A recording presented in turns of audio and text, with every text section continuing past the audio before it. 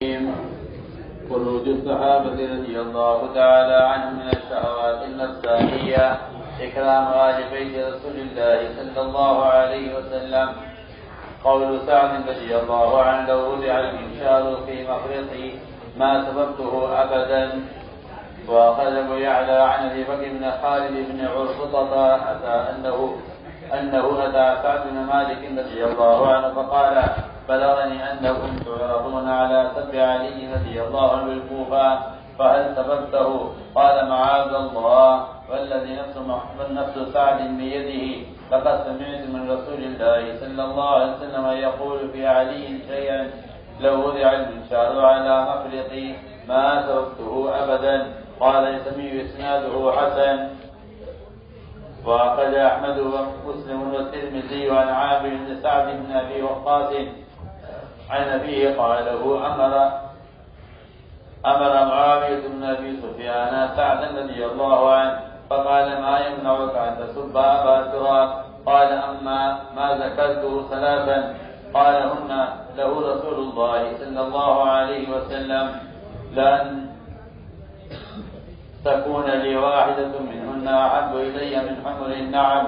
سمعت رسول الله صلى الله عليه وسلم يقول وخلفه في بعض مغازيه في غزوة تبوك فقال له علي: يا رسول الله أتخلفني مع النساء والصبيان؟ فقال رسول الله صلى الله عليه وسلم: أما ترضى أن تكون مني بمنزلة هارون من موسى عليهما السلام إلا أنه لا نبي بعدي. فسمعته يقول يوم خيبر: لأعطين الراعي رجلا يحب الله ورسوله ويحبه الله ورسوله. قال: فطاولت لها. قال: أدعو لي عليا. فأتي به أرمدا فبصق في عينيه ودفع الراية إليه ففتح الله عليه. ولما نزلت هذه الآية: فقل تعالوا ندعو أبناءنا وأبناءكم ونساءنا ونساءكم وأنفسنا وأنفسكم، دعا رسول الله صلى الله عليه وسلم عليا وفاطمة وحسنا وحسينا رضي الله تعالى عنهم ثم قال: اللهم هؤلاء أهلي.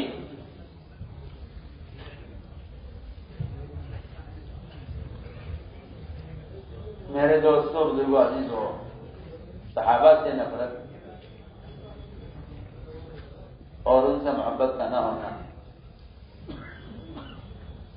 ایک مسلمان کے دل میں ایمان اور بغض صحابہ جمع نہیں ہوتا. ایمان اور جمع ایک دل میں نہیں ہوتا. جو لوگ آپ صلی اللہ علیہ وسلم اور آپ کے اہل بیت سے محبت کا دعویٰ کرتے ہیں، شیخ نے لکھا ہے فضائل میں کہ یہ دعوے میں جھوٹے ہیں، میرے متبع سنت ہیں. دعوے میں اگر یہ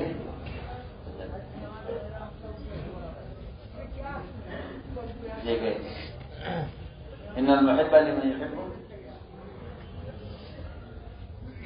جس کو جس سے محبت ہوتی ہے وہ اس کا فرما بردار و مطیع ہوتا ہے اور اس کی اداؤں کو اختیار کرنے میں فخر محسوس کرتا ہے. لیکن اس زمانے کے مسلمانوں پر افسوس اس بات کا ہے کہ یہود و نصارہ کے حلیے میں فخر محسوس کرتے ہیں اور دل سے آپ کا اصل صحابہ کی محبت کا دوسرا دعویٰ ہو ہی نہیں سکتا. اس لیے میں نے عرض کیا کہ صحابہ سے محبت یہ ایمان کی علامت ہے اور صحابہ سے نفرت ہے تو ایک دل میں صحابہ سے نفرت اور ایمان ایک دل میں جمع نہیں. اس سے بڑھ کر آپ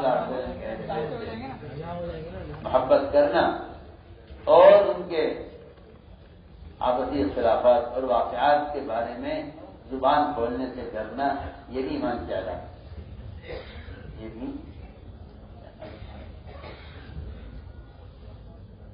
اس لیے میں نے عرض کیا کہ صحابہ کرام اتنا ڈرتے تھے اس لیے کہ آپ صلی اللہ علیہ وسلم نے صحابہ کو خوب سمجھایا کہ میرے پاس میرے گھر والوں کا ایسا اہتمام کرنا جیسا میرا کرتے ہو.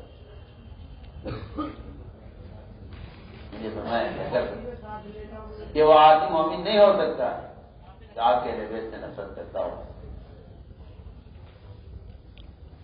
آپس کے اختلافات سے جو نفرت اور بغض پیدا ہوتا ہے اس سے بھی ڈرائے گا.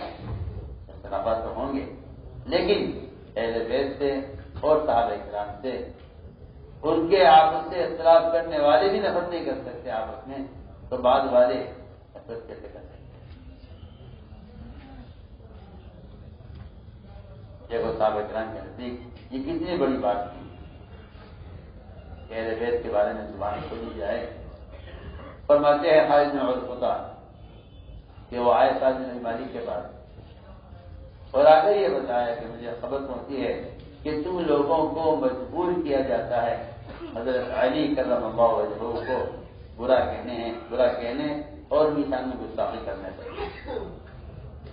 سنا ہے مجھے خبر پہنچی ہے کہ کوفہ میں تم لوگوں کو مجبور کیا جاتا ہے کہ حضرت علی کی مخالفت کریں اور حضرت علی کو برا کہیں. اس سے مجھے خطرہ ہوا کہ شاید تمہیں تو نہیں کسی نے مجبور کیا کہ تم نے حضرت علی کے بارے میں کوئی نازیبہ بات کہی ہو.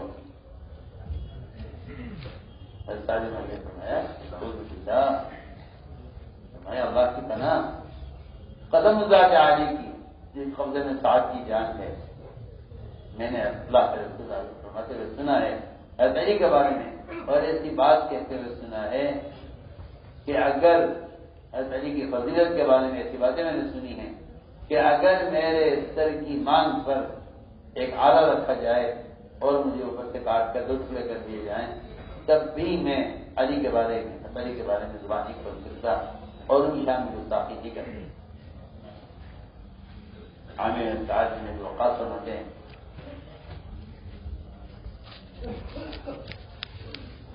حضرت معاویہ نے ان سے کہا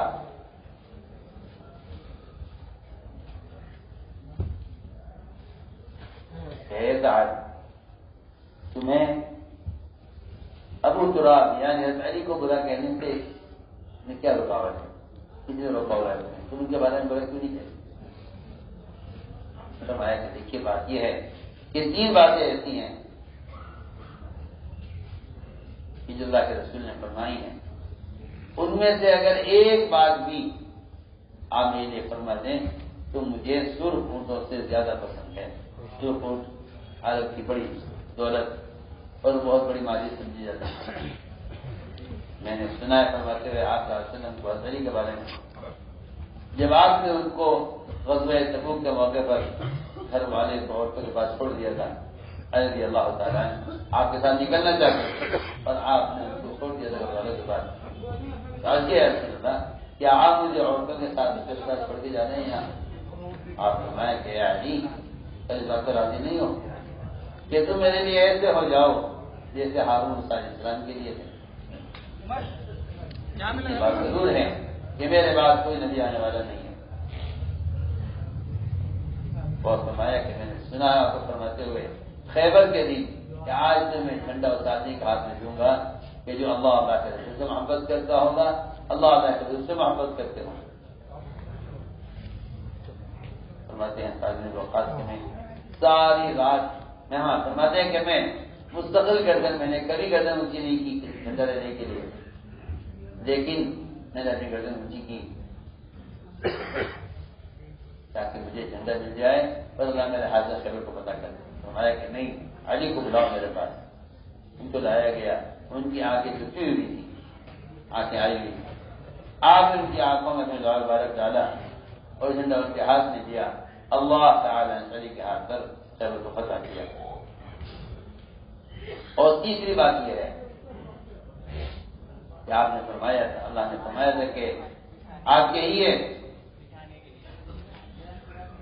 کہ ہم بلا لیتے ہیں اپنی اولادوں کو اور تم بھی بلا اپنی اولادوں کو، اور ہم بھی بلا لیں اپنی عورتوں کو، تم بلا لو اپنی عورتوں کو، اور ہم بلا اپنے بیٹوں کو، تم بلا لو اپنے بیٹوں کو، اور تم بھی آ جاؤ ہم بھی آ جائیں. اللہ سے ہم دعا کریں کون آپ پر ہے کون آپ پر ہے. سنا چاہیے اللہ آپ کا حسن نے حضرت علی کو بلایا، فاطمہ کو بلایا، حسن حسین کو بلایا، ان سب کو جمع کر کے آپ نے فرمایا اللہم ہؤلاء اہلی، اے اللہ یہ میرے گھر والے ہیں اور یہ میرے اہل ہیں.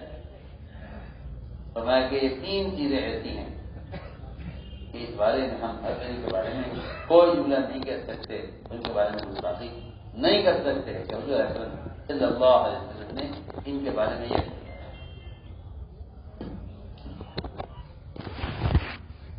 اللهم صل على سيدنا مولانا محمد وعلى آل سيدنا مولانا محمد كما صليت على إبراهيم وعلى آل إبراهيم إنك حميد مجيد ربنا ظلمنا أنفسنا وإن لم تغفر لنا وترحمنا لنكونن من الخاسرين اللهم إنا نستغفرك ونتوب إليك اللهم إنا نستغفرك ونتوب إليك اللهم إنا نستغفرك ونتوب إليك ربنا آتنا في الدنيا حسنة وفي الآخرة حسنة وقنا عذاب النار سبحان ربك رب العزة عما يصفون وسلام على